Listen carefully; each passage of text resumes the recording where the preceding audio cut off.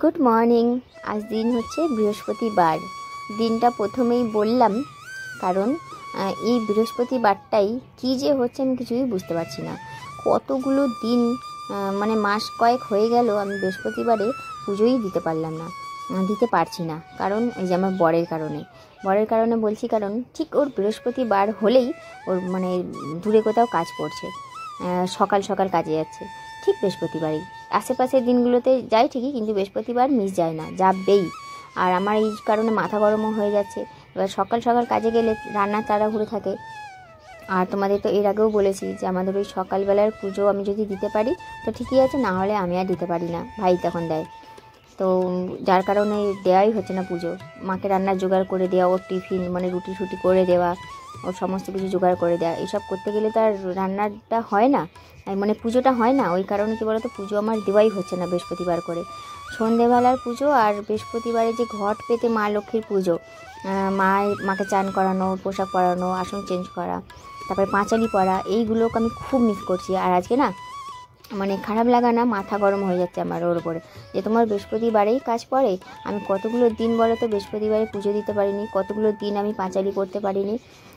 কি আর করা যাবে বলো, কাজ তো কাজ, ওটা তো আর ও বাদ দিতে পারে না, ওর হাতেও নেই, বলাটাও ভুল।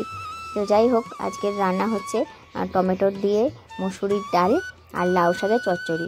মানে লাউ শাকটা 3 দিনের মাথায় হচ্ছে, 2 দিন ধরে কেটে ফ্রিজে রাখাই ছিল, একদম প্লাস্টিকে করে রেখেছিলাম, তো যেমনটা রেখেছিলাম ঠিক তেমনটাই আছে, 1-3 দিনও কিচ্ছু হয়নি।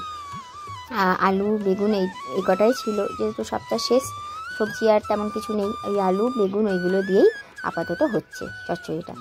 ওঠো ওঠো, 7টা বাজে। ওই কি গো, ও ওঠো, আর দেরি নয়, 7টা বাজে, তোমার কাজ সারো। কি গো, ঠিক আছে, আর যেন না রাখতে হয়। হ্যাঁ,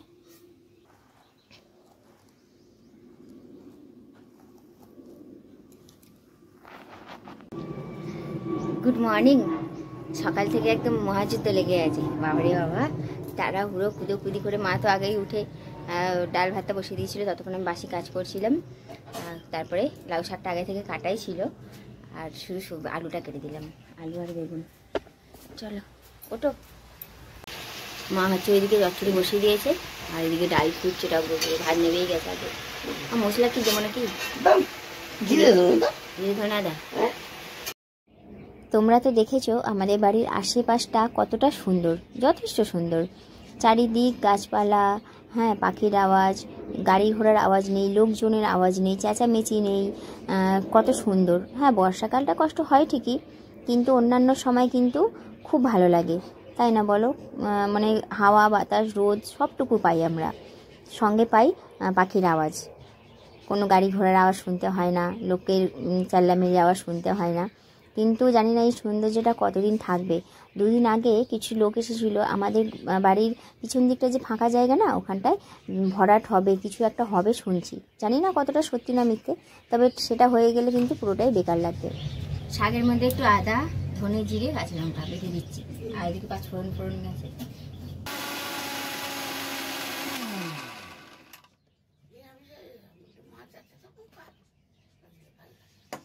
এই যে দেখছো, শাক ধোয়ার জলটা রেখে দিয়েছিলাম, গাছের গোড়ায় দেবো। এই যে জলের অভাব আমাদের, মানে কষ্ট, অভাব না কষ্ট। যদি মোটর পাম্প থাকতো না, আরও কত গাছপালা লাগানো যেত, ঘর থেকে কত টেনে টেনে এনে দেবো। যদি মোটর পাম্প কিছু একটা থাকতো না, আমার বর আরও গাছপালায় পুরো চারিদিক ভরিয়ে দিত। ও আমাকে দেখেই তো আসলো, দেখো দেখো দেখো দেখো, তোর পদু খুলে পড়ে যাবে, তোর পদুটা খুলে পড়ে যাবে। এই গায়ে নয়, গায়ে নয়, ওখানে নেই, ওখানে যা যা যা যা, ওর কাছে যা।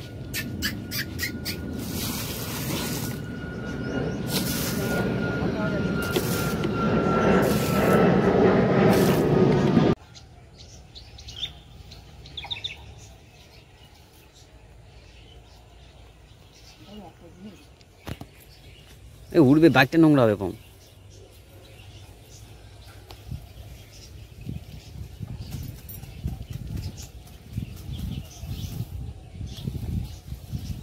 আর এগুলো নোংরা হবে, গাড়ি নোংরা হবে, জানি। ও দানা যেখানে পড়বে সেখানে গাছ হবে। এই এই এই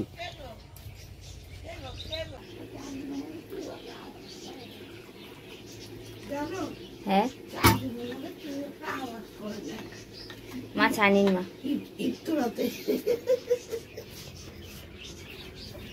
কি নাও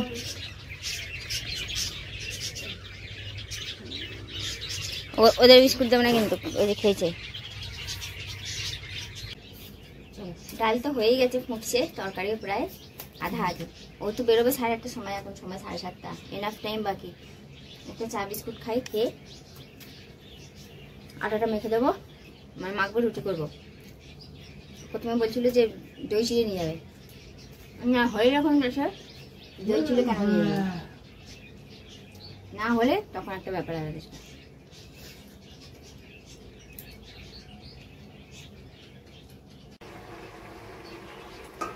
ঠিক আছে না শাক? পাশে খাল থাকার একটাই সুবিধা, এই যে নাও। কি দেখছিস? যেই টাইমে স্নান টান করে পুজো করে রান্না বসানো হয়, সেই টাইমে আজকে রান্না বান্না সমস্ত কমপ্লিট। আর যেই জায়গায় কাজে আছে জানো তো, সেখানে প্রচুর গরম, মানে গরম বলতে ইন্ডাস্ট্রিয়াল এরিয়া তো, ছাওয়া নেই, গাছপালা নেই, মানে পুরো রোদের মধ্যে গাড়ি নিয়ে বসে থাকতে হবে। ওই জন্য একদম ফ্রিজের ডিপ ঠান্ডা জল বোতলটায় ভরে দিলাম। আর ওই বোতলগুলোতে জানোই জল কতক্ষণ ঠান্ডা থাকে। হ্যাঁ টাটা, দুর্গা দুর্গা।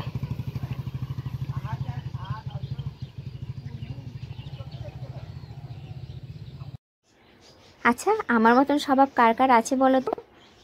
মানে আমার মতন স্বভাব বললাম, মানে উঠলো বাই তো কটক যাই।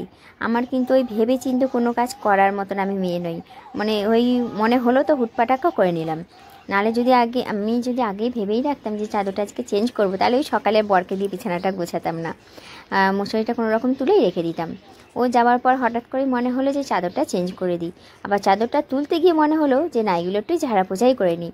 আবার এইগুলো ঝাড়া পোছা করতে করতে মনে হলো যে না, পুরো ঘরটাই আজকে একদম ডিপ ক্লিন করব, মানে খাটের তলা পরিষ্কার করা থেকে সমস্ত কিছুটা করে নেব।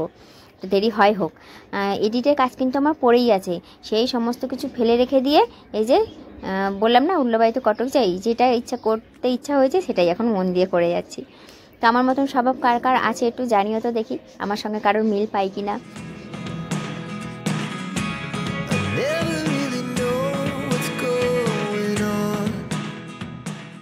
সব কিছু কিন্তু কমপ্লিট হলো না। এই যে ওপরটা শুধু পরিষ্কার করে রেখেছি জায়গায় জায়গায়। আর এই দেখো কী অবস্থা, পুরো ঘর দৌড়ের অবস্থা দেখো, অগোছালো একদম হয়ে আছে, কী অবস্থা। তো এখন খেয়ে নেবো, 10টা বাজে তো, টিফিনটা খাই, খেয়ে তারপরে কাজে হাত দেবো।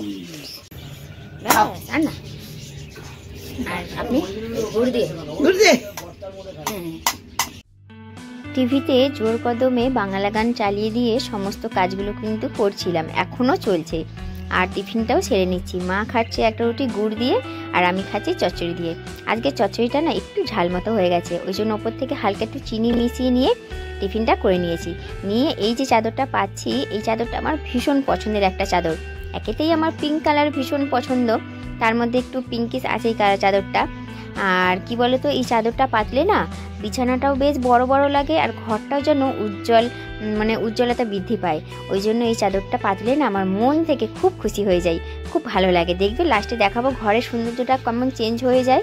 তো সকালে আজকে কি বলতো, ঘর মোছার সময়টা পাইনি। ওই যে বললাম মহাযুদ্ধ লেগে গেছিলো, তাড়াহুড়ো, ওই জন্য সব কিছু মুছেছিলাম। আমাদের ঘরটা ইচ্ছা করে ফেলে রেখে দিয়েছিলাম, জানি বেলায় মুছে নিতে পারবো। ওই জন্য একটু জলের মধ্যে হালকা একটু সার্ফ মিশিয়ে ঘরটা মুছে নিলাম।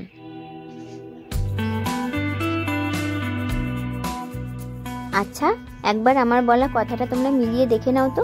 আমি যে তোমাদের বললাম চাদরটা চেঞ্জ করার পর ঘরটা আমার অনেক পরিবর্তন হয়ে যায়, তো কতটা আমার কথাটা ঠিকঠাক একবার মিলিয়ে দেখো তো, সত্যিই কি চেঞ্জ লাগছে? তাছাড়াও কি বলো তো, ঘর যেদিন আমি ডিপ ক্লিন করি না, সেই দিন আমি ঘর থেকে যেন একটা মানে রিফ্রেশ, একটা পজিটিভ ভাইবস আমি পাই।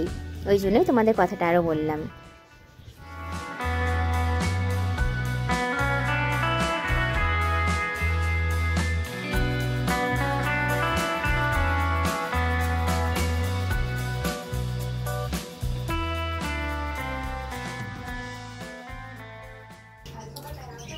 ঘর কমপ্লিট দেখলে, এবার হচ্ছে একটু মুখে ফেস প্যাক লাগাবো, লাগিয়ে রান্নাঘরটা পরিষ্কার করবো। বাসন আগেই মেজে নিয়েছিলাম, টিফিন খাওয়ার পর বাসন কুসন মেজে নিয়েছিলাম, দিয়ে কলতলা ফাঁকা করে দিয়েছিলাম। এখন হচ্ছে ওই জুস খেয়েছিলাম তো, জুসের মধ্যে যেটুকু বেটেছিলাম ওটুকুই নিয়ে নিয়েছি। এর মধ্যে একটু বেসন আর চালের গুঁড়ো দিয়ে মুখে একটু লাগিয়ে তারপর রান্নাঘরটা পরিষ্কার করবো। আজ তো বৃহস্পতিবার, তোমাদের তো বলেইছিলাম সকালবেলায় যে পুজো দিতে পারিনি। তবে পুজোটা কে দিল? পুজোটা ভাই দিয়েছে, মানে আমার দেওর। আর বেটা ছেলে হলেও ও কিন্তু খুব সুন্দর গুছিয়ে বাগিয়ে পুজো দিতে পারে। দেখতেই তো পাচ্ছ কত সুন্দর করে পুজো দিয়েছে। আবার এখন হচ্ছে আরতি চলছে। তাহলে বন্ধুরা আর ব্লগটা বাড়াচ্ছি না, কারণ আমার এডিটের কাজ আছে। ব্লগটা তাহলে এখানেই শেষ করলাম। সবাই খুব ভালো থেকো, সুস্থ থেকো। আর ভিডিওটা ভালো লাগলে প্লিজ একটা লাইক করে দিও। তাহলে আজকের মতন টাটা।